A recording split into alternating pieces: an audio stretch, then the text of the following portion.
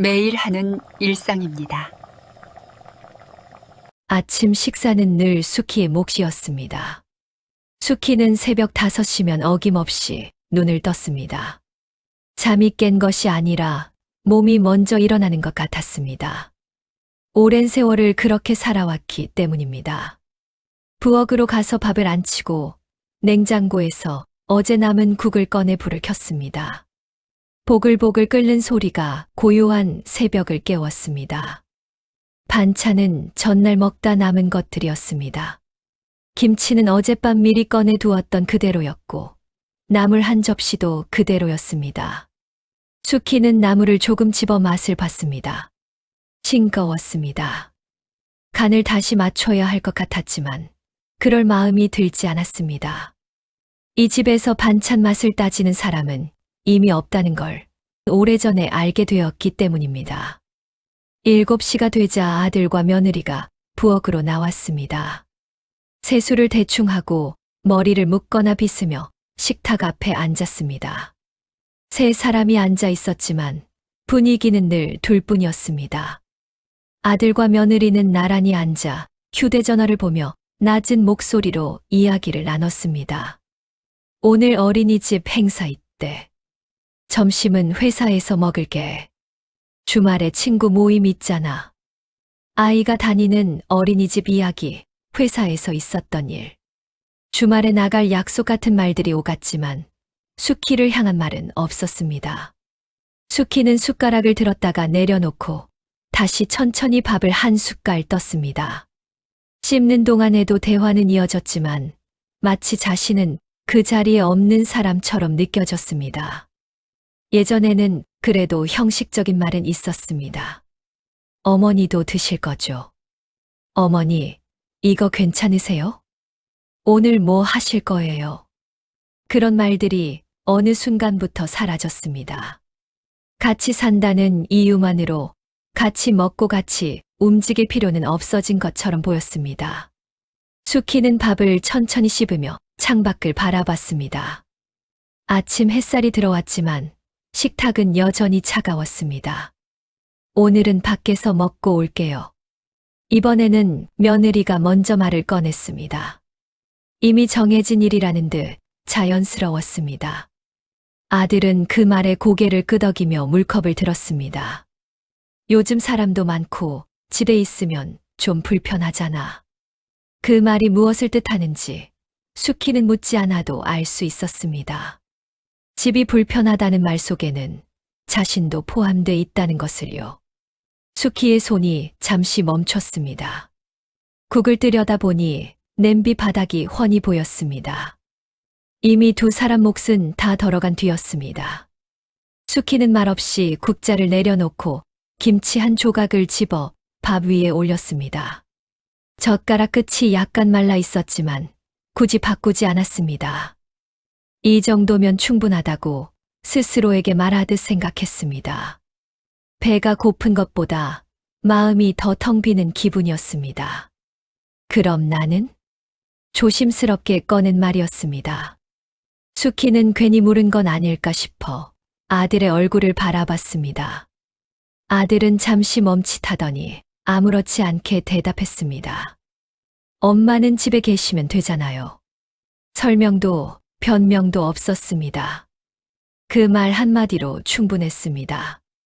이 집에서 수키가 차지하는 자리가 어디인지 더 이상 확인할 필요가 없었으니까요. 함께 살고는 있지만 함께 생활하는 사람은 아니라는 뜻이었습니다. 식사가 끝나자 두 사람은 자리에서 일어났습니다. 아이는 이미 어린이집에 보내둔 상태였고 집안은 금세 외출 준비로 분주해졌습니다. 옷을 갈아입고 가방을 챙기고 현관 쪽으로 움직이면서도 수키를 돌아보는 사람은 없었습니다. 현관문이 닫히는 소리가 생각보다 크게 울렸습니다. 집 안은 금세 조용해졌습니다. 수키는 한동안 식탁에 그대로 앉아 있었습니다. 치우지 않은 그릇들, 반쯤 남은 밥, 거의 바닥을 드러낸 냄비가 그대로 놓여 있었습니다. 그 풍경은 낯설지 않았습니다. 이 집에서 자신이 어떤 존재인지 이미 오래전부터 느끼고 있었기 때문입니다. 잠시 후 수키는 천천히 일어나 그릇을 정리했습니다. 물에 헹구고 씻고 말리는 일은 몸이 먼저 움직였습니다. 부엌 창문 너머로 햇빛이 들어왔고 거실은 조용했습니다. 아무도 없는 집은 그렇게 하루를 시작했습니다. 그날 저녁 아들이 거실에서 수키를 불렀습니다. 엄마. 수키는 부엌에서 손을 닦고 나왔습니다. 아들과 며느리는 나란히 소파에 앉아 있었고 표정은 조심스러웠습니다. 무슨 이야기를 해야 할지 이미 정해져 있는 것 같았습니다. 아들이 먼저 입을 열었습니다. 엄마, 있잖아요. 말씀드릴 게 있어요. 말이 조금 끊겼습니다. 며느리는 고개를 살짝 돌렸습니다. 이제 아이도 어린이집 다니고요. 집도 좀 정리해야 할 것 같고요. 수키는 가만히 서서 아들을 바라봤습니다. 다음 말을 이미 알고 있었습니다. 당분간은 시골집에 내려가 계시는 게 어떨까요? 며느리는 말없이 고개를 끄덕였습니다. 수키는 아무 말도 하지 않았습니다. 놀라지도 않았습니다. 아침 식탁에서 이미 다 끝난 이야기였으니까요. 필요할 때는 같이 살자고 했고, 필요가 없어지자 자리를 비워달라는 말이었습니다. 그래, 알았다. 수키는 짧게 대답했습니다. 더 묻지도 따지지도 않았습니다. 이 집에서 더 머물 자리가 없다는 걸 이미 알고 있었으니까요. 말로 내쫓지 않아도 충분히 느껴지고 있었습니다. 그날 저녁 수키는 옷장을 열고 작은 가방을 꺼냈습니다. 여행 가방이 아니라 며칠 머무를 때 쓰던 가방이었습니다. 필요한 옷 몇 벌과 약통을 넣으면서 문득 이런 생각이 들었습니다. 처음 올라올 때는 분명히 다르게 말했었는데, 모신다고 했고, 같이 살자고 했고, 노후는 걱정 말라고 했었는데, 수키는 가방 지퍼를 천천히 닫았습니다. 그리고 그날 밤, 고향으로 내려갈 준비를 시작했습니다. 시골집에 다시 불이 켜졌습니다. 시골집에 도착한 날은 해가 기울 무렵이었습니다. 버스에서 내려 좁은 골목길을 따라 걸으며 수키는 익숙한 풍경을 천천히 눈에 담았습니다. 동네 어귀의 느티나무, 옆집 담장 너머로 보이는 감나무, 오래된 전봇대와 그 위에 앉은 참새 몇 마리. 모든 것이 그대로였습니다. 변한 건 자신뿐이라는 생각이 들었습니다. 수키는 낡은 대문을 열고 마당으로 들어서며 한숨을 길게 내쉬었습니다. 오래 비워두었던 집이라 잡초가 제법 올라와 있었지만 이상하게도 낯설지는 않았습니다. 이 집은 원래 자신이 살던 곳이었고 남편과 함께 늙어가기로 했던 집이었으니까요. 잠시 서울에 올라가 있을 뿐이라고 스스로를 설득하며 떠났던 곳이기도 했습니다. 대문을 닫고 마당 한가운데 서서 집을 둘러봤습니다. 처마 끝이 조금 내려앉은 것 같았고 창틀은 색이 발해 있었습니다. 하지만 집은 여전히 그 자리에 있었습니다. 수키를 기다리고 있었던 것처럼요. 집 안은 생각보다 정갈했습니다. 떠나기 전 대충 정리해 두었고 1년에 12번 내려와서 둘러보았습니다. 수키는 가방을 내려놓고 창문부터 열었습니다. 바람이 들어오자 눅눅하던 공기가 조금씩 빠져나갔습니다. 그제야 집이 다시 숨을 쉬는 것 같았습니다. 부엌으로 가서 수도꼭지를 틀어봤습니다. 물이 나왔습니다. 냉장고도 작동했습니다. 다행이었습니다. 수키는 냉장고 문을 열고 텅 빈 내부를 확인했습니다. 내일 장을 봐야겠다고 생각했습니다. 며칠 동안 수키는 바쁘게 움직였습니다. 마당에 풀을 뽑고 텃밭에 남아있던 마른 줄기를 정리했습니다. 방 안을 쓸고 닦고 오래 접어두었던 이불을 햇볕에 널었습니다. 몸은 피곤했지만 마음은 오히려 차분해졌습니다. 누가 눈치를 주지도 않았고 누가 언제 들어오느냐를 신경 쓸 필요도 없었습니다. 저녁이 되면 간단히 밥을 지어 혼자 먹었습니다. 반찬이 부족하면 된장에 고추 하나 찍어 먹어도 괜찮았습니다. 이 집에서는 그런 게 불편하지 않았습니다. 오히려 서울에서 먹던 밥보다 마음이 편했습니다. 밥을 먹고 나면 설거지를 하고 마루에 앉아 바람을 쐬었습니다. 어느 날 저녁 밥을 먹고 나서 숙희는 마루에 앉아 한참을 가만히 있었습니다. 어둠이 천천히 내려앉고 동네에서 들려오는 소리도 하나둘씩 잦아들었습니다. 개 짖는 소리, 멀리서 들리는 차 소리, 바람에 흔들리는 나무십 소리. 그 모든 것이 조용했습니다. 그때 문득 서울에 올라가던 날이 떠올랐습니다. 남편이 세상을 떠난 지 얼마 되지 않았을 때였습니다. 아들은 아이를 키우느라 정신이 없고 집이 좁다며 한숨을 쉬곤 했습니다. 어느 날 아들은 조심스럽게 말을 꺼냈습니다. 엄마, 집을 좀 늘려야 할 것 같아요. 애도 크고 손도 많이 가고요. 숙희는 그때도 바로 대답하지 않았습니다. 자신이 평생 모아둔 돈이 노후 자금이라는 걸 아들도 알고 있었기 때문입니다. 나는 여기서 그냥 살겠다. 시골이 좋다. 숙희는 분명히 말했습니다. 굳이 서울로 올라가서 불편하게 살고 싶지 않았습니다. 하지만 아들은 웃으며 말을 이었습니다. 엄마, 그건 걱정하지 마세요. 저희랑 같이 사시면 되고요. 애도 봐주시면 서로 좋잖아요. 돈은 제가 나중에 엄마 노후 쓰시게 다시 챙겨드릴게요. 그 말은 여러 번 반복됐습니다. 아이 키울 사람이 필요하다는 말, 혼자 계시면 걱정된다는 말이 이어졌고, 결국 숙희는 자신의 돈을 내어주게 됐습니다. 차용증도 썼습니다. 아들이 직접 써서 건넸고, 숙희는 그 종이를 조용히 받아 서랍에 넣었습니다. 부모 자식 간에 설마 문제될 일이 있겠느냐는 마음이 더 컸습니다. 그렇게 숙희는 서울로 올라갔고 어느새 여태가 흘렀습니다. 아이도 자랐고 이제는 어린이집에 다니게 됐습니다. 그리고 자신은 다시 이 집으로 돌아와 있었습니다. 마루에 앉아있던 숙희는 그날 밤 처음으로 이런 생각을 했습니다. 그때 올라가지 말았어야 했나? 아니면 그때 그 말을 그대로 믿지 말았어야 했나? 숙희는 고개를 저었습니다. 이미 지나간 일이었습니다. 다만 한 가지는 분명해졌습니다.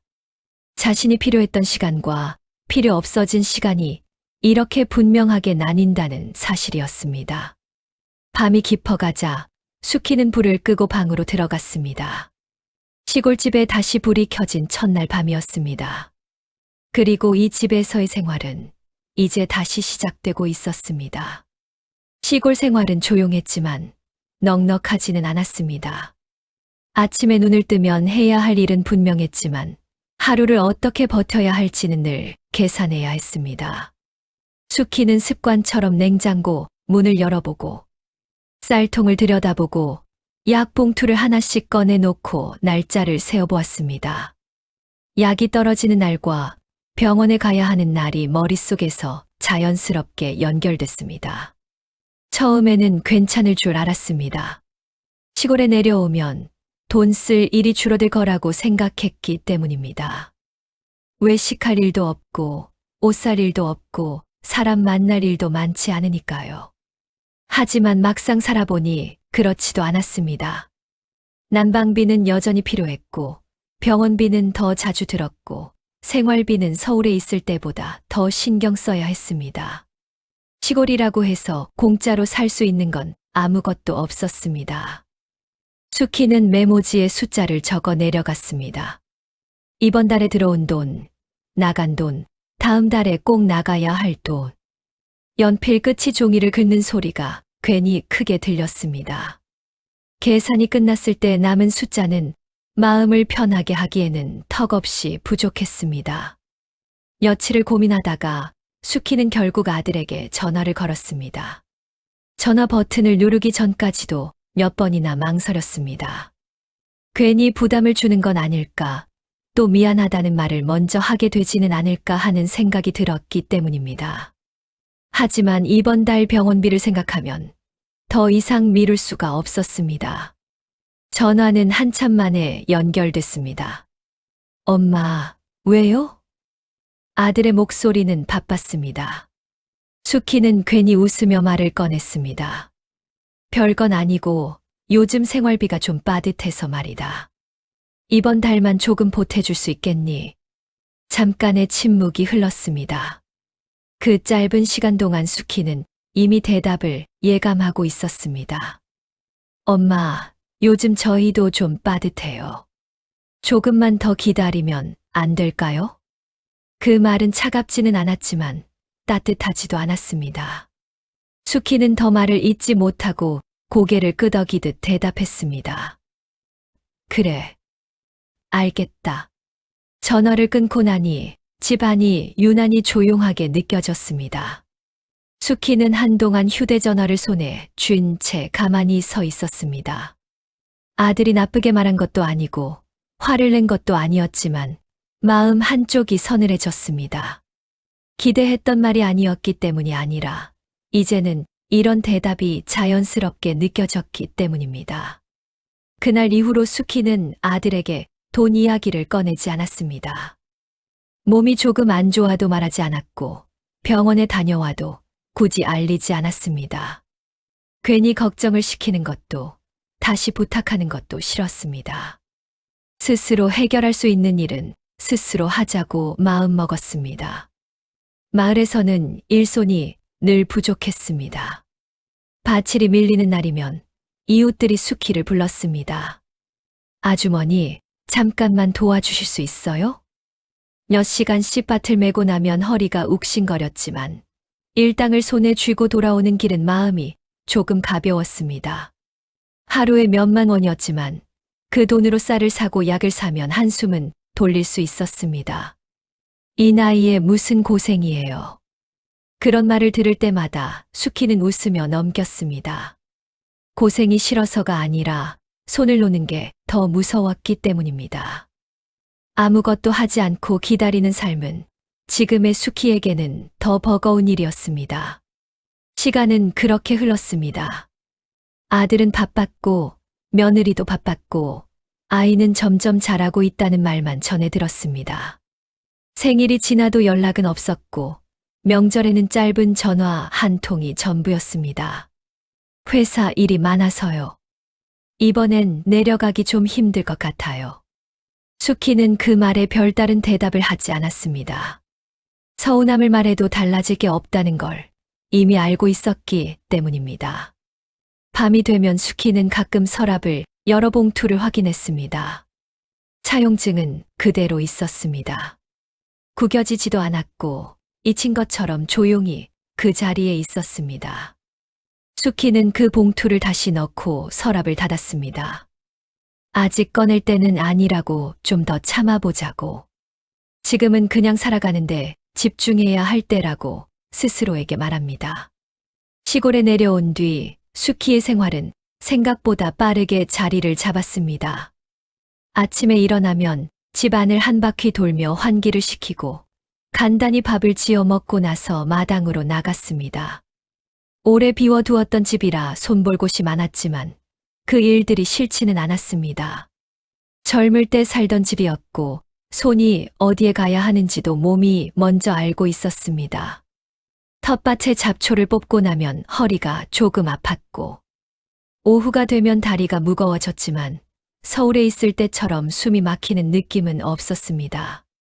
적어도 여기서는 누구 눈치를 보지 않아도 됐습니다.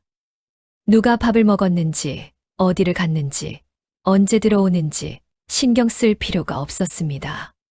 그 대신 다른 걱정이 하나씩 늘어났습니다. 약값이 조금씩 부담이 됐고 병원 다녀오는 날이 겹치면 통장 잔고가 눈에 밟혔습니다.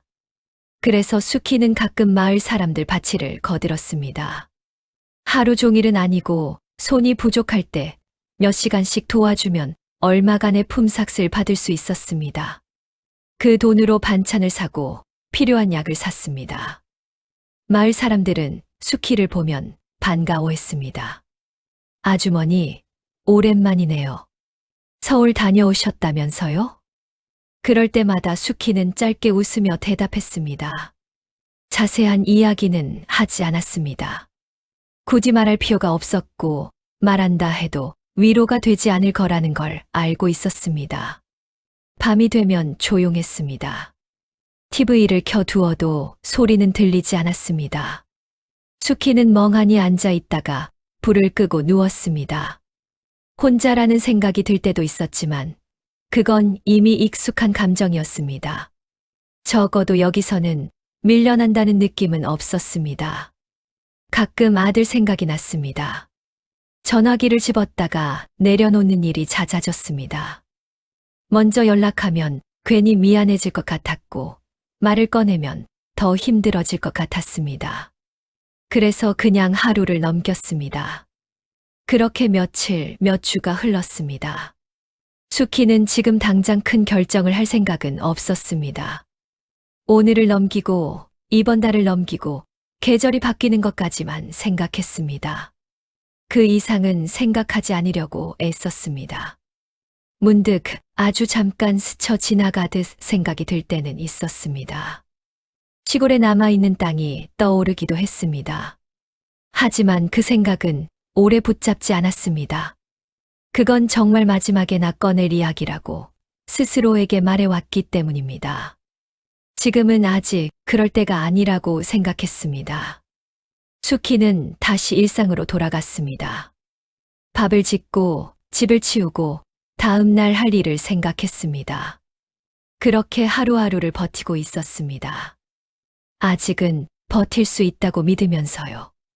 어느 날 저녁 수키는 마루에 앉아 하늘을 바라봤습니다. 해가 지고 있었고 구름이 천천히 흘러갔습니다. 그 모습을 보며 수키는 생각했습니다. 아직은 괜찮다. 그렇게 스스로에게 말하며 오늘 하루도 넘겼습니다. 시골에 내려온 지 몇 달이 지나자 수키의 하루는 일정해졌습니다. 아침에 일어나 텃밭을 둘러보고 집안을 쓸고 닦고 점심 무렵이면 마을 사람들 밭일을 조금씩 도와주었습니다. 하루 종일 붙잡혀 일하는 건 아니었고 손이 부족할 때 몇 시간 거들어주면 하루 품삯 정도는 받을 수 있었습니다. 많지 않은 돈이었지만 그걸로 반찬을 사고 약값을 보태며 하루를 버텼습니다. 하지만 몸은 점점 힘들어졌습니다. 밭일을 하고 나면 허리가 끊어질 것 같았고 저녁이 되면 다리가 부어올랐습니다. 약을 먹어야 하는데 약값이 부담스러워 하루 이틀씩 미루는 날도 생겼습니다. 그런데도 마음이 가장 힘들 때는 밤이었습니다. 불 꺼진 집에 혼자 앉아 있으면 서울에 있을 때보다 오히려 더 많은 생각이 밀려왔습니다. 몸은 고향이라 편한데 마음은 자꾸 아들에게 갔습니다. 수키는 몇 번이나 휴대전화를 집었다 내려놓았습니다. 돈 이야기를 꺼내는 게 쉽지 않았기 때문입니다. 하지만 통장 잔고를 보고 나면 더 미룰 수가 없었습니다. 결국 전화를 걸었습니다. 아들아, 엄마가 좀 부탁이 있다. 잠시 침묵이 흐른 뒤 아들은 한숨부터 내쉬었습니다. 엄마, 요즘 좀 많이 빠듯해요. 그래도 병원비랑 약값이 조금 모자랐어. 엄마, 이번 달은 진짜 힘들어요. 나중에 보내드릴게요. 그 말은 늘 같았습니다. 다음에 조금 있다가 여유 생기면 수키는 더 말하지 않았습니다. 괜히 말을 얹으면 자신이 더 초라해질 것 같았기 때문입니다. 전화를 끊고 나니 집안이 더 조용하게 느껴졌습니다. 며칠 뒤 수키는 마을회관에서 쉬면서 휴대전화 화면을 보고 손을 멈췄습니다. 아들이 올린 사진이 떠 있었습니다. 바다가 보이는 곳에서 웃고 있는 가족 사진이었어요. 글이 적혀 있었어요. 잠깐 힐링. 수키는 화면을 오래 바라봤습니다. 바다 배경 웃고 있는 아이, 편안한 표정의 아들과 며느리. 모두가 행복해 보였습니다. 그 모습이 나쁜 건 아니었지만 수키의 가슴 한쪽이 싸늘해졌습니다. 생활비도 없다던 사람이 여행을 가고 있었습니다. 그날 저녁 전화를 다시 걸었을 때 뒤에서는 아이 웃음소리와 사람들 말소리가 섞여 들려왔습니다. 지금 어디냐? 아들은 얼버무리듯 말했습니다. 아, 그냥 좀 나와 있어요. 수키는 더 묻지 않았습니다. 물어봤자 돌아올 대답을 이미 알고 있었기 때문입니다. 명절이 다가왔을 때도 상황은 비슷했습니다. 전화는 왔지만 목소리는 바빴습니다. 이번엔 회사 일이 있어서 못 내려가요. 외국 일정이 좀 겹쳤어. 수키는 전화를 끊고 한참 동안 가만히 앉아 있었습니다. 아들이 바쁜 건 이해할 수 있었습니다. 돈이 없다는 말도 몇 번은 믿으려고 했습니다. 하지만 부모에게는 늘 돈 없다던 아들이 자기 생활은 점점 더 넉넉해 보이는 게 마음에 걸렸습니다. 그날 밤 수키는 오래전 일을 떠올렸습니다. 남편이 세상을 떠난 뒤 아들이 찾아와 했던 말이었습니다.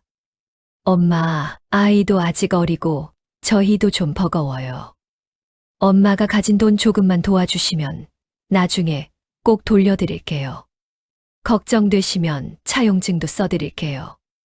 부모 자식 아니지만 엄마 노후 돈인 거 아니까요. 그때도 수키는 분명히 말했었습니다. 나는 시골이 좋다. 여기서 그냥 살겠다. 굳이 서울로 올라갈 필요는 없다고 했습니다. 하지만 아들은 웃으며 말을 이었습니다. 엄마, 혼자 계시면 더 힘들잖아요.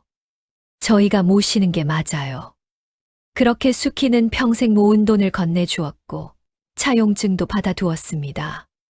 그 돈은 아이를 키우는 데 쓰였고 집을 넓히는 데 보태졌습니다. 그때만 해도 수키는 그 돈이 언젠가는 돌아올 거라고 믿었습니다. 지금은 그 믿음이 조금씩 무너지고 있었습니다. 아이도 컸고 손도 덜 가는 나이가 되었고 자신은 더 이상 필요한 사람이 아니라는 생각이 들었습니다. 그날 밤 수키는 차용증이 들어있는 서류 봉투를 꺼내 책상 위에 올려두었습니다. 처음으로 이런 생각이 들었습니다. 이제는 내가 나를 챙겨야겠구나. 그 생각이 오랫동안 잠들어 있던 마음을 조금씩 깨우고 있었습니다. 수키는 며칠을 더 버텼습니다. 아들에게 다시 전화하지도 않았고 도움을 청하지도 않았습니다. 바치를 조금 더 하고 반찬을 더 줄이고 약 먹는 날짜를 하루 이틀 미루면서요. 그렇게만 하면 될 줄 알았습니다. 그런데 어느 날 약봉투를 정리하다가 문득 손이 멈췄습니다. 이렇게까지 해야 하나 싶은 생각이 들었습니다. 아들에게 준 돈이 없어진 것도 아니고 쓴 것도 아닌데, 그리고 아들은 그 돈으로 할 것 다 하는데 왜 자신만 이렇게 약값, 공과금, 생활비를 계산하며 살아야 하나 싶었습니다. 수키는 결국 버스를 탔습니다. 읍내로 나가는 버스였습니다. 병원도 아니었고 장을 보러 가는 것도 아니었습니다. 버스에서 내린 뒤 수키는 잠시 길가에 서서 숨을 고르고 작은 간판을 올려다봤습니다. 법률사무소라고 적힌 간판이었습니다. 수키는 한참을 그 앞에 서 있었습니다. 들어가야 할지 말아야 할지 망설여졌기 때문입니다. 자식 문제를 남의 손에 맡긴다는 게 마음이 편하지만은 않았습니다. 하지만 이대로 있으면 자신이 먼저 쓰러질 것 같았습니다. 문을 열고 들어가자 사무실 안은 조용했습니다. 젊은 직원이 고개를 들고 물었습니다. 상담 예약하셨나요? 아니요. 수키는 잠시 망설이다가 말을 이었습니다. 그냥 물어볼 게 있어서요. 잠시 뒤 변호사가 나왔습니다. 생각보다 젊은 사람이었지만 눈빛은 차분했습니다. 수키는 차용증이 들어있는 봉투를 조심스럽게 꺼내 책상 위에 올려놓았습니다. 손끝이 조금 떨렸지만 일부러 숨을 고르고 말했습니다. 아들이 돈을 빌려갔습니다. 부모 자식 아니지만 이건 제 노후 돈이었습니다. 차용증도 받아뒀고요. 변호사는 종이를 한 장씩 살펴보더니 고개를 끄덕였습니다. 형식은 문제 없고 법적으로는 명확한 채권입니다. 그 말에 수키는 생각보다 크게 놀랐습니다. 법적으로라는 말이 그렇게 분명하게 들릴 줄은 몰랐기 때문입니다. 그런데요. 수키는 잠시 말을 멈췄다가 다시 입을 열었습니다. 아들이 생활비도 안 주고 갚겠다는 말도 없습니다. 저는 지금 솔직히 말하면 돈이 없습니다. 변호사는 잠시 고개를 끄덕이며 말을 이었습니다. 차용증이 있으니 반환을 요구하실 수는 있습니다. 대화로 안 되면 소송이라는 방법도 있고요. 수키는 그 말을 듣고 바로 고개를 저었습니다. 소송까지는 하고 싶지 않습니다. 자식인데요. 변호사는 수키의 말을 끊지 않았습니다. 대신 천천히 이렇게 말했습니다. 어머님, 자식 문제와 돈 문제는 다를 수 있습니다. 어머님, 그건 아드님 돈이 아닙니다. 어머님 돈입니다. 그 말이 이상하게 가슴에 남았습니다. 누군가 처음으로 자신의 돈을 돈이라고 말해준 느낌이었습니다.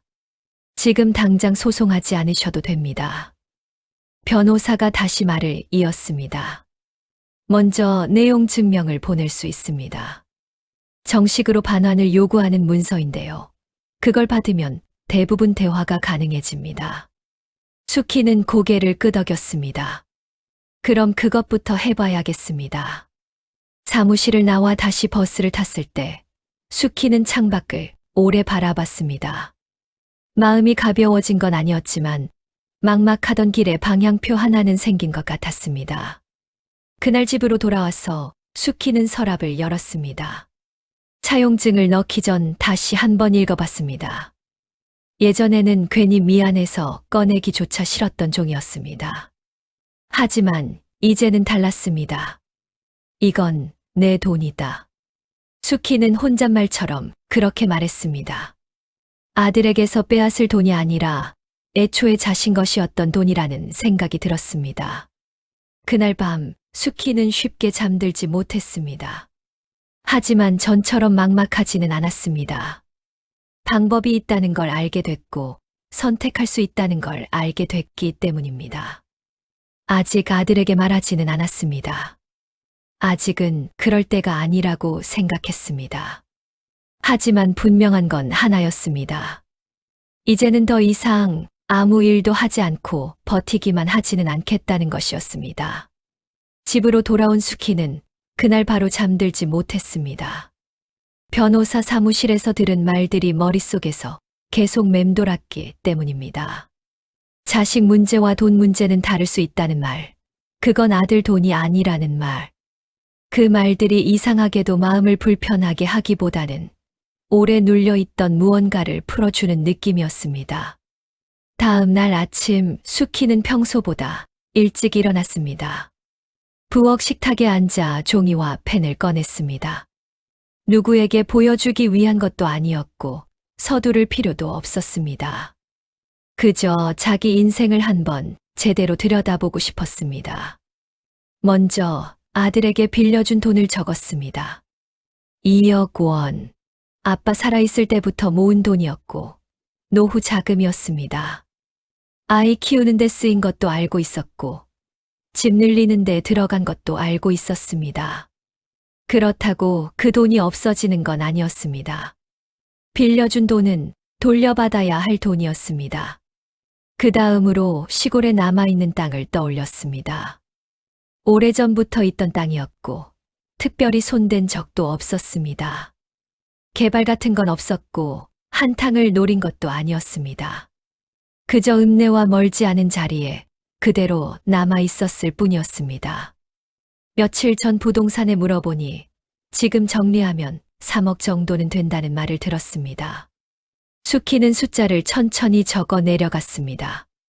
2억, 3억 모두 합쳐 5억 정도. 그 숫자를 보고도 마음이 들뜨지는 않았습니다. 그 돈은 갑자기 생긴 재산이 아니라 자신이 평생 버텨 오며 남긴 흔적이었기 때문입니다. 이 돈으로 무엇을 할지 수키는 이미 대강의 그림을 그리고 있었습니다. 읍내에 새로 지은 깨끗하고 편한 아파트 하나 구매하려고 합니다. 너무 크지 않아도 되고 병원과 시장이 가까우면 충분했습니다. 나이가 들어 관리하기 불편하여 처분하고 이제는 좀 편하게 살려고 합니다. 그 아파트를 담보로 주택연금을 들면 70살 기준으로 한 달에 150만 원 남짓은 평생 받을 수 있을 거라는 이야기도 들었습니다. 많지는 않지만 밥 걱정하고 약값 걱정하며 아들 눈치 보지 않아도 되는 금액이었습니다. 남는 돈은 통장에 나눠 넣어 두기로 했습니다. 아플 때 쓰고 급할 때 꺼낼 수 있게. 누군가에게 부탁하지 않아도 되는 삶을 위해서였습니다. 숙희는 펜을 내려놓고 한참을 종이를 바라봤습니다. 이 계산은 욕심이 아니었습니다. 누구를 골탕 먹이려는 것도 아니었습니다. 그저 앞으로 남은 시간을 사람답게 살기 위한 최소한의 준비였습니다. 며칠 뒤 숙희는 전화를 걸기 전 한참을 망설였습니다. 이 말은 쉽게 꺼낼 수 있는 말이 아니라는 걸 알고 있었습니다. 하지만 더 미루면 정말 아무것도 남지 않을 것 같았습니다. 전화는 몇 번 만에 연결됐습니다. 창민아. 왜요, 엄마? 아들의 목소리는 바빴습니다. 숙희는 숨을 한 번 고르고 말을 꺼냈습니다. 엄마가 생활비가 좀 모자라다. 수입도 없고 시골이라고 돈 안 드는 것도 아니더라. 병원도 가야 하고 약값도 있고 생활비가 필요해. 이번 달 조금 보내줄 수 있겠니? 잠시 침묵이 흘렀습니다. 그 침묵이 숙희에게는 이미 익숙했습니다. 엄마, 요즘 우리도 힘들어요. 생활비도 그렇고 애 교육비도 많이 들어요. 조금만 더 기다려 주세요. 그 말에 숙희는 눈을 감았습니다. 기다리라는 말이 이제는 너무 익숙했습니다. 그래, 힘든 거 안다. 그래서 엄마가 생각을 좀 해봤다. 아들은 아무 말도 하지 않았습니다. 창민아, 그럼 엄마 돈은 돌려줄 수 있겠니? 전화기 너머에서 숨이 한 번 크게 들렸습니다. 엄마, 무슨 소리예요? 내가 엄마한테 빌려간 돈 말이다. 그 돈 돌려주면 엄마는 그걸로 죽을 때까지 살아야겠다. 아들의 목소리가 갑자기 높아졌습니다. 엄마 돈이 어딨어요? 그게 무슨 엄마 돈이에요? 그 말에 숙희의 가슴이 철렁 내려앉았습니다. 하지만 이번에는 물러서지 않았습니다. 있다. 내가 빌려간 돈 2억. 차용증 쓰고 빌려간 돈이잖아. 엄마, 그건 그냥 그때 상황이. 아니다. 숙희의 목소리가 낮아졌지만 단단해졌습니다. 그건 네 돈이 아니다. 아빠랑 엄마가 평생 벌어서 모은 내 돈이다. 전화기 너머가 조용해졌습니다. 아들은 말을 잇지 못했습니다. 숙희는 천천히 하지만 분명하게 말을 이었습니다. 이제는 안 되겠다. 언제까지 네가 생활비 주는 거 기다리면서 살아야 하니? 엄마는 그럼 뭘 먹고 무슨 돈으로 병원 다니니? 잠시 후 아들이 말했습니다. 엄마, 갑자기 왜 이렇게까지? 갑자기 아니다. 엄마는 오래 참았다. 그리고 마지막으로 숙희는 이렇게 말했습니다. 2억 돌려줘라. 그러면 다시는 생활비 달라는 말 안 하고 내 돈으로 살 거다. 그걸로 엄마는 내 인생 정리할 거다. 그날 통화는 그렇게 끝났습니다. 누가 먼저 끊었는지는 중요하지 않았습니다. 숙희는 전화기를 내려놓고 한동안 움직이지 않았습니다. 눈물이 나지는 않았습니다. 대신 가슴 한가운데 묵직하게 눌려있던 것이 조금 내려앉는 느낌이 들었습니다. 처음으로 부탁이 아니라 요구를 했다는 걸 숙희 자신이 가장 잘 알고 있었습니다. 고민하지 않았던 건 아니지만 더 이상 미루고 싶은 마음도 없었습니다. 이제는 감정으로 버티는 나이가 아니라는 걸 스스로 가장 잘 알고 있었기 때문입니다. 며칠 뒤 숙희는 부동산을 찾았습니다. 땅을 내놓으면서도 마음은 차분했습니다.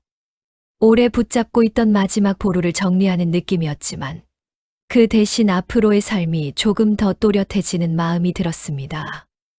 그날 저녁 수키는 다시 종이를 꺼냈습니다. 이번에는 계산이 아니라 계획이었습니다. 누구 도움 없이 살기, 아들 눈치 보지 않기, 아플 때 참지 않기. 그것이면 충분했습니다. 그리고 그날 밤 수키는 오랜만에 깊이 잠들었습니다. 내일을 걱정하지 않고 잠드는 밤이 이렇게 오래간만이라는 사실을 느끼면서요. 수키는 다시 읍내로 나왔습니다. 며칠 전 다녀왔던 그 길이었고 같은 버스였지만 마음은 전혀 달랐습니다. 그날은 물어보러 왔고 오늘은 정하러 왔습니다. 법률사무소 문을 열고 들어서자 변호사가 수키를 알아봤습니다. 수키도 인사하고 바로 자리에 앉았습니다. 이번에는 차용증을 조심스럽게 꺼내지 않았습니다. 처음부터 테이블 위에 올려두었습니다. 결정하셨나요? 변호사가 먼저 물었습니다. 수키는 고개를 끄덕였습니다. 네. 이대로 두면 안 되겠습니다. 변호사는 더 묻지 않았습니다. 이미 표정에서 답을 본 듯 서류를 다시 꺼내 정리했습니다. 그럼 반환소송 진행 준비하겠습니다. 차용금 2억 원, 지연된 기간에 대한 이자, 그리고 필요하면 주택 가압류까지 가능합니다. 그 말을 들으면서도 수키의 얼굴은 담담했습니다. 분노로 온 자리가 아니라는 걸 스스로 알고 있었기 때문입니다. 이자는 꼭 받아야 합니까? 수키가 물었습니다. 변호사는 잠시 생각하다 말했습니다. 청구는 가능합니다. 다만 어머님 선택입니다. 수키는 잠시 고개를 숙였다가 천천히 말했습니다. 소송 들어가기 전이라면 원금만 받겠습니다. 그 대신 이제는 미루지 않겠습니다. 변호사가 고개를 끄덕였습니다. 그럼 내용 증명부터 보내겠습니다. 기한을 명확히 적고 그 이후에는 절차대로 진행하는 걸로 하죠. 수키는 서류에 도장을 찍었습니다. 손이 떨리지는 않았습니다. 이제는 감정이 아니라 판단이었기 때문입니다. 사무실을 나서자 바깥 공기가 차게 느껴졌습니다.